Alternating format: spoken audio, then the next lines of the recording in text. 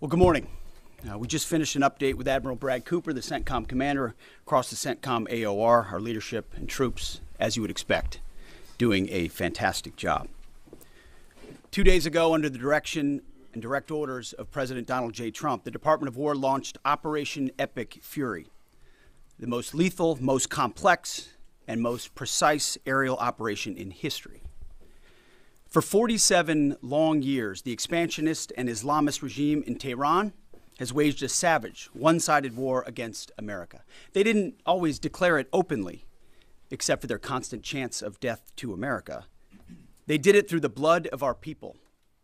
Car bombs in Beirut, rocket attacks on our ships, murders at our embassies, roadside bombs in Iraq and Afghanistan, funded and armed by Iranian Quds Force and IRGC killers. My generation of veterans carry the names of brothers who never came home. Brothers butchered by Iranian-backed roadside bombs and well-armed militias, thousands of our own. We didn't start this war, but under President Trump, we are finishing it. Their war on Americans has become our retribution against their Ayatollah and his death cult. It took the 47th president, a fighter who always puts America first, to finally draw the line after 47 years of Iranian belligerence. He reminded the world, as he has time and time again, being an American means something unbreakable.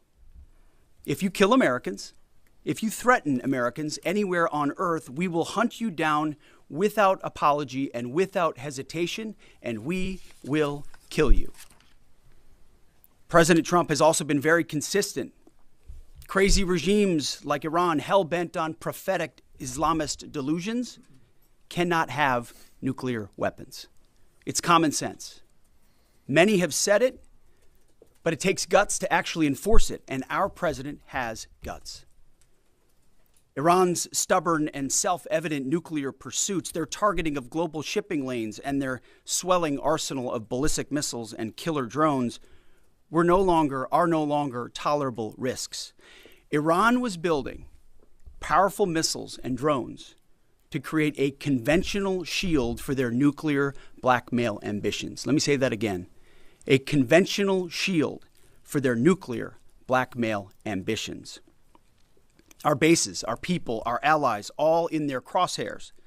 Iran had a conventional gun to our head as they tried to lie their way to a nuclear bomb. It almost worked under Obama and his terrible deal, but not under this president. Turns out the regime who chanted death to America and death to Israel was gifted death from America and death from Israel. This is not a so-called regime change war, but the regime sure did change, and the world is better off for it. Today, in their desperation, the enemy is unmasked as Iranian missiles and drones rain down indiscriminately on the hotels, airports, apartments, and other civilian targets of their neighbors. Cowardly terrorist tactics from a regime that for decades has trafficked in cowardly terrorist tactics, lies, death, and destruction to this day. The Iranian leadership has built nothing except proxies and missiles and drones and deeply buried nuclear factories and facilities. Peaceful nuclear ambitions do not need to be buried underneath mountains. Last June, Operation Midnight Hammer obliterated their nuclear program to rubble. Afterward, we told them plainly, that's it, now make a deal. They arrogantly refused. We said, rebuild it, and we'll stop you again, this time far worse. Well, President Trump, Secretary Rubio, Steve Witkoff, Jared Kushner, they bent over backwards for real diplomacy, offering pathway after pathway to peace. I watched it. I was there. They tried over and over and over again earnest attempts at peace. The former regime had every chance to make a peaceful and sensible deal. But Tehran was not negotiating. They were stalling, buying time to reload their missile stockpiles and restart their nuclear ambitions. Their goal, hold us hostage, threatening to strike our forces. Well, President Trump doesn't play those games. And as Secretary Rubio said after the Maduro raid, if you don't know, now you know. President Trump puts America and Americans first. He doesn't hesitate, and neither do our troops. The mission of Operation Epic Fury is laser focused. Destroy Iranian offensive missiles, destroy Iranian missile production, destroy their navy and other security infrastructure, and they will never have nuclear weapons. We're hitting them surgically, overwhelmingly, and unapologetically. With every passing day, our capabilities get stronger and Iran's get weaker. We set the terms of this war, from start to finish. Our ambitions are not utopian. They are realistic, scoped to our interests and the defense of our people and our allies. Speaking of people, we hope the Iranian people take advantage of this incredible opportunity. President Trump has been clear, now is your time. To Iranian security forces, choose wisely. President Trump has also been clear about your fate in either direction. To the media outlets and political left screaming endless wars, stop. This is not Iraq. This is not endless. I was there for both. Our generation knows better, and so does this president. He called the last 20 years of nation-building wars dumb, and he's right. This is the opposite. This operation is a clear, devastating, decisive mission. Destroy the missile threat, destroy the Navy, no nukes. Israel has clear missions as well, for which we are grateful. Capable partners, as we've said since the beginning, capable partners are good partners. Unlike so many of our traditional allies who wring their hands and clutch their pearls, hemming and hawing about the use of force. America, regardless of what so-called international institutions say, is unleashing the most lethal and precise air power campaign in history. B-2s, fighters, drones, missiles, and of course, classified effects. All on our terms, with maximum authorities. No stupid rules of engagement, no nation-building quagmire, no democracy-building exercise, no politically correct wars. We fight to win, and we don't waste time or lives. As the president warned, an effort of this scope will include casualties. War is hell, and always will be. A grateful nation honors the 4 Americans we have lost thus far and those injured. The absolute best of America. May we prosecute the remainder of this operation in a manner that honors them. No apologies, no hesitation, epic fury for them and the thousands of Americans before them, taken too soon by Iranian radicals. Before I turn it over to General Kane for the operational update, let me speak straight to you, the Joint Force, our warriors on the front lines. This is your moment. This is the generational turning point America has waited for since 1979, and since the rudderless wars of hubris my generation, our generation, endured. Don't listen to the noise. Just stay focused. Our commander-in-chief is steady at the wheel. We face a determined enemy, but you are better. But we must prove it every single day. History doesn't care if we're tired, if we're scared, or if the fight feels big. It demands warriors who rise anyway. Peace through strength, the warrior ethos, lethality, unity of purpose, those are not slogans. They're the beating heart of what it means to wear the uniform, that uniform. You think clearly under fire, you act decisively in chaos, you uphold the Constitution, and you uphold our country without hesitation. We are not defenders anymore. We are warriors, trained to kill the enemy and break their will. History is watching. Be the force you swore an oath to be, focused, disciplined, lethal, and unbreakable. We will finish this on America First conditions of President Trump's choosing. Nobody else's, as it should be. And know this above all, President Trump and I have your back, always.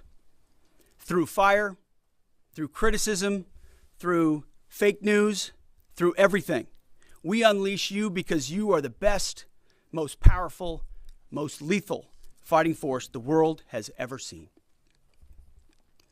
May Almighty God watch over you and his providential arms of protection extend over you. Godspeed, warriors, and keep going. General Kane, over to you. Thank you, Mr. Secretary, and good morning, everyone. The purpose of my portion of the briefing today is to update you and the American people on the actions taken thus far. The briefing will discuss the preparation, the planning, setting the force, the early operations, and how we're assessing the progress thus far. So let's get started. On Saturday, 28 February at 01:15 Eastern Standard Time, 9:45 a.m. local Tehran time, on the orders of the President of the United States, U.S. Central Command, under the command of United States Navy Admiral Brad Cooper, commenced Operation Epic Fury. As I said, I'm going to walk you through the initial phases of the operation. But first, I want to express my deep condolences and the condolences of the Joint Force to the Department of War personnel killed and wounded in actions thus far.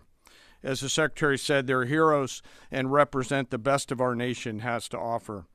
They're true examples of what selfless service means. Our deepest and heartfelt condolences are with their families, their friends, and their units. We grieve with you, and we will never forget you. Additionally, I stand here before you today grateful for each service member, planner, logistician, operator across our joint force, for our Department of War civilians, our intelligence community teammates, our interagency teammates who continue to stand in harm's way alongside us. I am proud of all of you as you take the fight to the enemy, and we are the best in the world at integrating, period. I want to extend my personal gratitude to the dedicated commanders and senior enlisted leaders and the enlisted members of the Joint Force who are fighting this fight across the CENTCOM AOR. In addition to Admiral Cooper and Fleet Master Chief Compton, I want to highlight a few today. U.S. Army Central Command Commander Lieutenant General Pat Frank, who, along with his team, are fighting the counter-missile and counter-drone fight.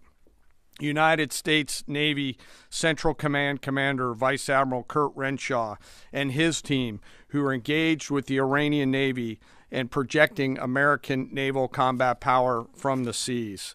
And United States Air Force Central Command Commander Lieutenant General Derek France and his leadership team, who are crushing Iranian targets from the air.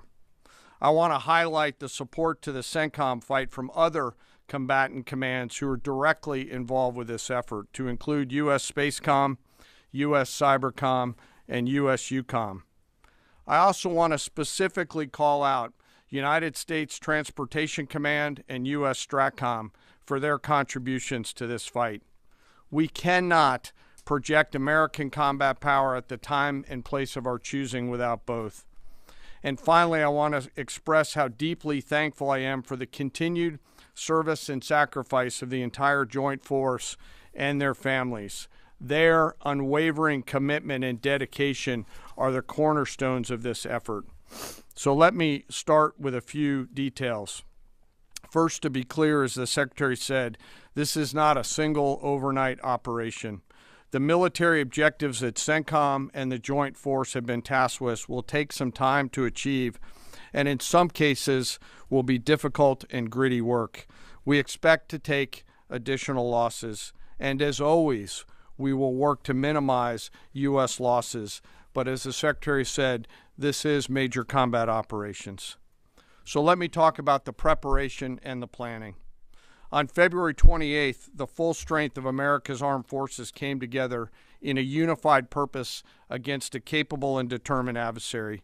The United States Army, Navy, Marine Corps, Air Force, Space Force, Coast Guard, and our reserve components integrated across our combatant commands and began coordinated operations with the Israeli armed forces of an unprecedented scale. As the Secretary laid out, our military objectives are clear. Our mission is to protect and defend ourselves and, together with our regional partners, prevent Iran from the ability to project power outside of its borders, and be ready for follow-on actions as appropriate. Across every domain, land, air, sea, cyber, the U.S. Joint Force delivered synchronized and layered effects designed to disrupt, degrade, deny, and destroy Iran's ability to conduct and sustain combat operations. On the U.S. side, this marked the culmination of months and in some cases years of deliberate planning and refinement against this particular target set. From precision strikes against key military infrastructure to persistent intelligence and targeting integration to the close coordination of the components across vast distances, this operation again demonstrated America's reach, readiness, and professionalism, and that of our joint united force. It was historic not only in the operational scope, but in the level of joint integration displayed across every element of the joint force. And as I said earlier, this work is just beginning and will continue. So now to talk a little bit about setting the force and setting the theater. On the order of the Secretary of War over the last 30 days to reinforce deterrence and provide the President with credible options should action be required, the Joint Force began to systematically reposition assets and personnel across the region. These movements ensured that U.S. forces remained postured, protected, and ready to respond decisively for any emerging threat. This deployment included thousands of service members from all branches, hundreds of advanced fourth and fifth generation fighters, dozens of refueling tankers, the Lincoln and Ford Carrier Strike Group and their embarked air wings, sustained flow of munitions, fuel, supplies, all supported with command and control, intelligence, surveillance, and reconnaissance network. And the flow of forces continues today. In fact, Admiral Cooper will receive additional forces even today. This rapid buildup of forces demonstrated the Joint Forces' ability to adapt and project power at the time and place of our nation's choosing. I want to highlight a couple specific cases for you. The Gerald R. Ford Carrier Strike Group, which many of you know was down in the Western Hemisphere, redeployed across the Atlantic to set the theater. The ship, her crew, their families, and the entire strike group took a deep breath and, as they always do, began planning to conduct combat operations. The integrated Reserve and National Guard forces have continued to demonstrate the value of America's reserve forces, including the Wisconsin Army National Guard operating in Kuwait and Iraq, and Air National Guard units from a variety of states to include Vermont and Virginia. In the case of the Vermont Air National Guard and the 158th Fighter Wing, they were mobilized for Operation Absolute Resolve and then were tasked to take their F-35As across the Atlantic instead of going home to be prepared to support this operation. The same is with our Air National Guard and Air Force Reserve Command tanker and mobility forces, who stepped right out of their civilian jobs to deploy and to protect the region. Lastly, I want to highlight the unsung heroes of warfare, our American logisticians and sustainment force, those who quietly work every day behind the scenes to project and sustain America's combat power. Our leaders from World War II were right when they said professionals do logistics. As regional tensions rose, the Joint Force elevated our force protection measures on the order of the Secretary and repositioned discreetly civilians and non-essential personnel designed to ensure the safety and security of our joint force. By the time operations began, only essential forces remained on our bases and in theater, all ready, capable to respond. So now let me move to H hour. At 3:38 p.m. on Friday, February 27th, the United States Central Command, through the Secretary of War, received the final go order from President Trump. The President directed, and I quote, "Operation Epic Fury is approved. No aborts, good luck, close quote. In the region, every element of the joint force made their final preparations. Air defense batteries readied themselves, checking their systems to respond to Iranian attacks. Pilots and crews rehearsed their strike packages for the final time. Air crews began loading their final weapons, and 2 carrier strike groups began to move towards their launching points. Across the globe, our operations centers came alive in Tampa, Florida, here at the Pentagon, and of course forward in the Central Command AOR. As always, operational security was paramount as we sought to maintain and sustain the element of surprise. This operation was highly classified so that at H hour, the enemy would see one thing: speed, surprise, and violence of action. The first movers were U.S. Cybercom and U.S. Spacecom, layering non-kinetic effects, disrupting and degrading and blinding Iran's ability to see, communicate, and respond. At H hour, the beginning of major combat operations, 01:15 local Eastern Daylight Time, 9:45 local AM Tehran time, as dawn crept up across the Central Command AOR, the skies surged to life. More than 100 aircraft launched from land, sea, fighters, tankers, airborne early warning, electronic attack, bombers from the States, and unmanned platforms, forming a single synchronized wave. This was a daylight strike based on a trigger event conducted by the Israeli Defense Forces, enabled by the U.S. intelligence community. The first shooters at sea were Tomahawks unleashed by the United States Navy, closed in on Iranian naval forces, and began to conduct strikes across the southern flank in Iran. On the ground, forces fired precision standoff weapons, measured, deliberate, precise, and lethal. This was a massive, overwhelming attack across all domains of warfare, striking more than 1,000 targets in the first 24 hours. We are now roughly 57 hours into the operation. In the initial phase, CENTCOM's focus was systematic targeting of Iranians' command and control infrastructure, naval forces, ballistic missile sites, and intelligence infrastructure designed to daze and confuse them. Coordinated space and cyber operations effectively disrupted communications and sensor networks across the area of responsibility, leaving the adversary without the ability to see, coordinate, or respond effectively. The combined impact of these strikes, swift, precise, and overwhelming, has resulted in the establishment of local air superiority. This air superiority will not only enhance the protection of our forces, but also allow them to continue the work over Iran.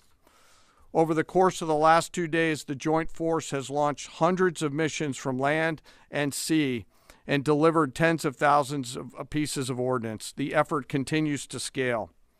This included American B-2 bombers, which again, similar to Midnight Hammer, flew a 37-hour round-trip sortie from the continental United States, dropping precision, penetrating munitions on Iranian underground facilities across the southern flank and slightly deeper.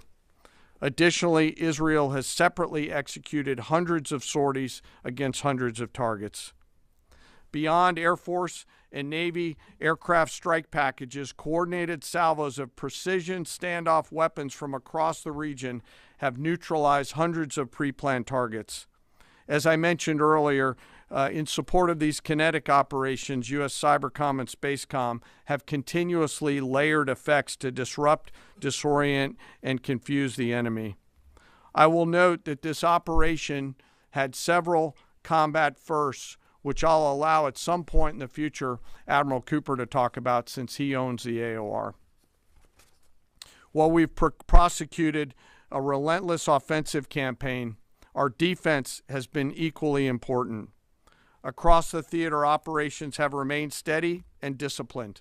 Once again, our integrated air and missile defense network is performing exactly as it's intended.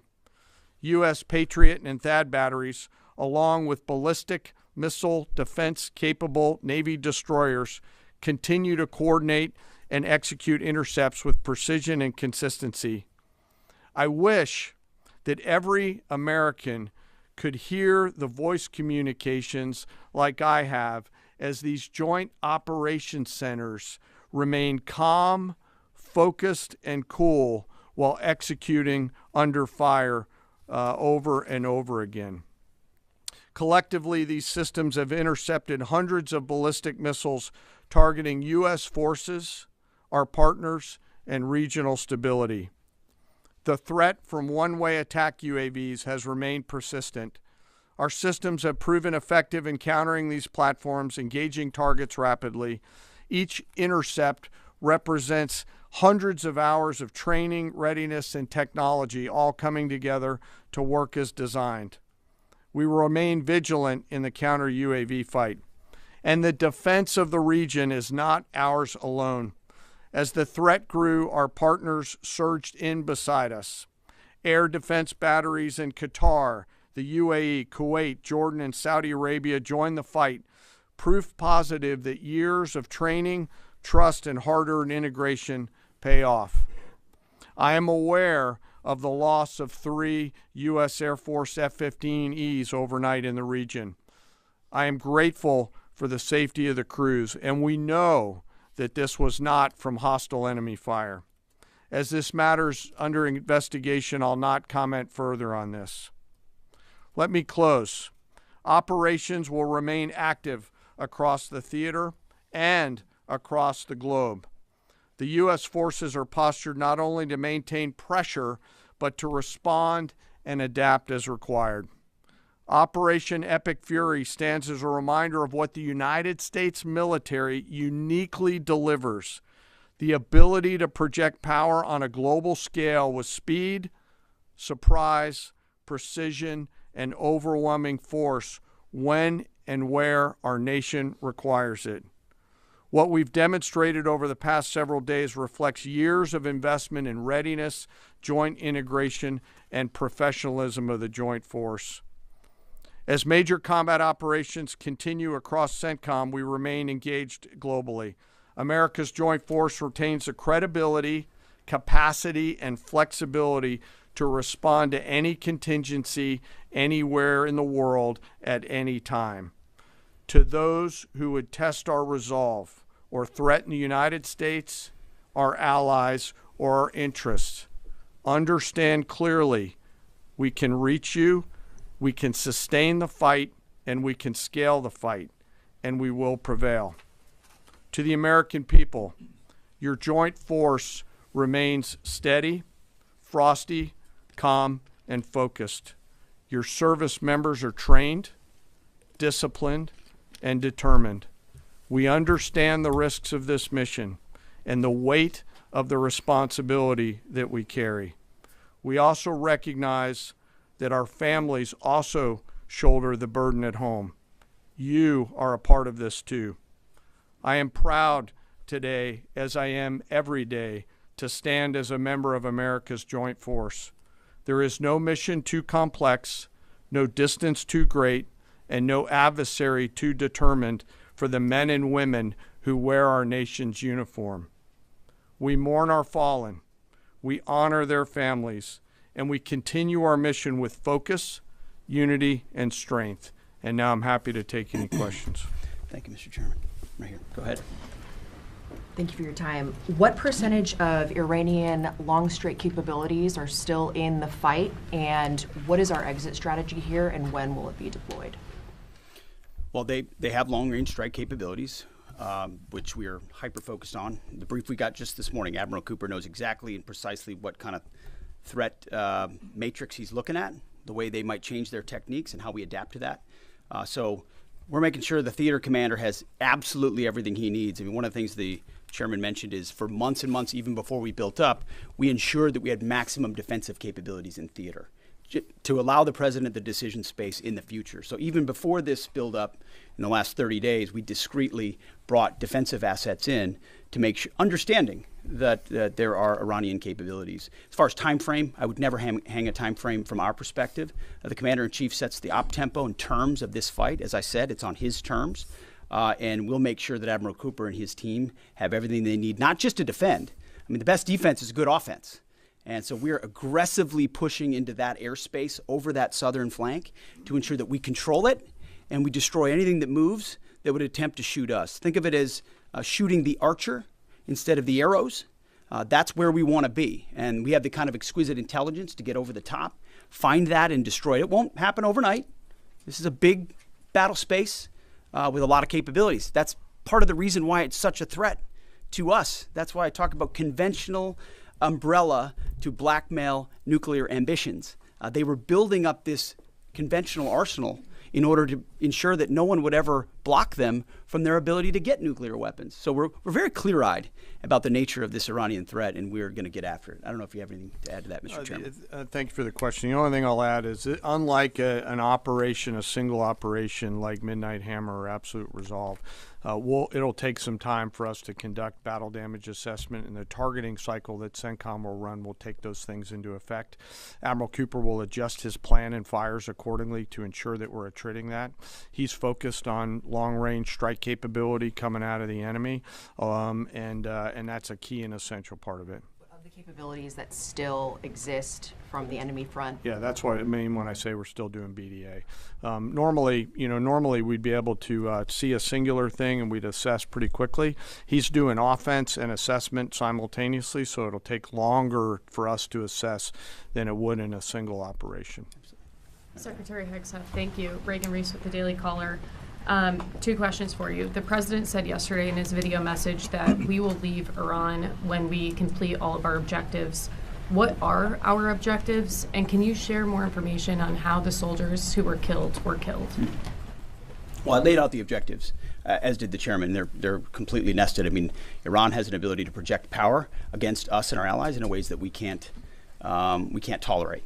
So whether that's ballistic missiles and drones, so offensive capabilities, effectively their Navy, which would attempt to set other terms and impose different costs, drone capabilities, which we laid out there. And ultimately, though, this tying it back to Midnight Hammer, the president has been willing to make a deal. You can't have a nuclear bomb. Radical Islamists can't have a nuclear bomb that they wield against the world. He gave them every single opportunity. Then we precisely took it away. And even then, after that, they didn't have that.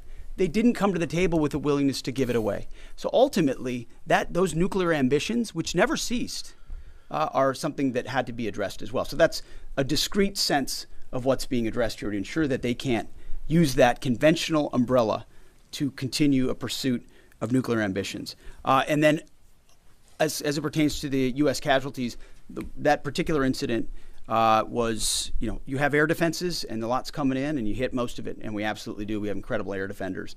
Every once in a while you might have one, unfortunately we call it a squirter, that makes its way through, and in that particular case it happened to hit a tactical operations center that was fortified, but these are powerful weapons.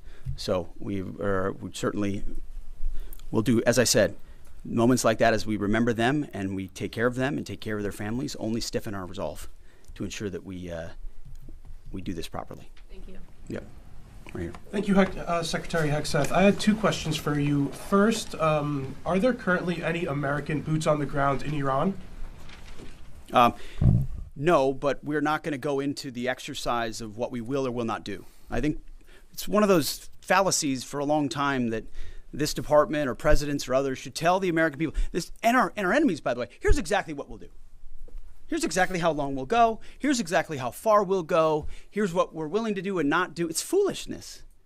And so President Trump ensures that our enemies understand we'll go as far as we need to go to advance American interests. But we're not dumb about it. You don't have to roll 200,000 people in there and stay for 20 years. We've proven that you can achieve objectives that advance American interests without being foolish about it. Now, will we be bold about it?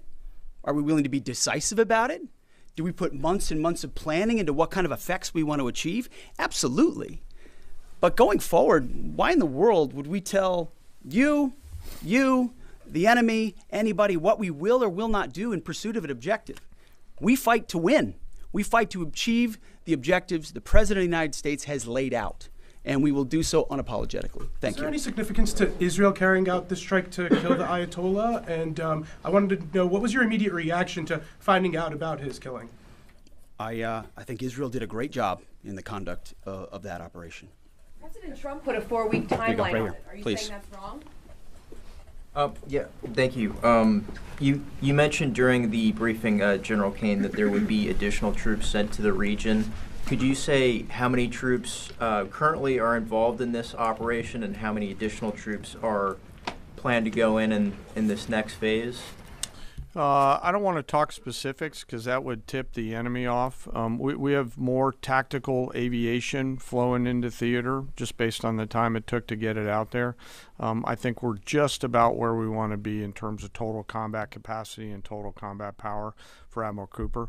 One of the things, though, that a commander, he'll consistently assess the trajectory of the campaign. Is he on or off trajectory? And then make an ask of the joint force, which will then develop options for consideration by the Secretary and the President to either increase or in some cases decrease the amount of combat capability that we have over there.